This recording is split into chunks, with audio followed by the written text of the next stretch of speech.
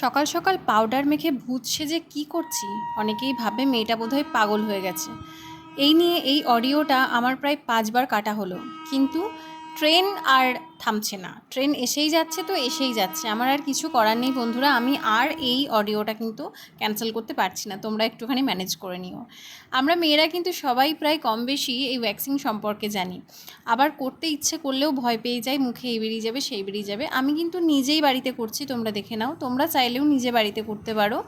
ভালো কোম্পানির একটা ভ্যাকসিন ক্রিম নেবে, অল্প অল্প লেয়ার নিয়ে করবে। আমি অনেকটা লেয়ার নিয়ে করছি কারণ আমার অভিজ্ঞতা আছে, আমি পারি। তোমরা যদি করো তাহলে অবশ্যই কিন্তু অল্প অল্প লেয়ার নিয়ে করবে, টাইট করবে, মুখটাকে ফোলাবে, নিজের নিজের অবস্থান বুঝে এটা করবে। আর যদি তোমরা কেউ পার্লারে করো তাহলে তো কোনো কথাই নেই। পার্লার বলতে মনে পড়লো, আমার কাছে যারা যারা ওয়্যাক্সিং করিয়েছো তারা একটুখানি কমেন্ট করতে পারো, তোমাদের অভিজ্ঞতা শেয়ার করতে পারো, বাকিদেরও ভালো লাগবে আর আমারও ভালো লাগবে।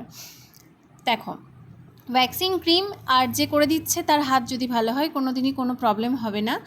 আমার থেকে অনেক কাস্টমার করিয়েছে এবং আমি নিজেও করছি, তাই আমার তো কোনো প্রবলেম হয় না। আশা করছি তোমাদেরও কোনো প্রবলেম হবে না।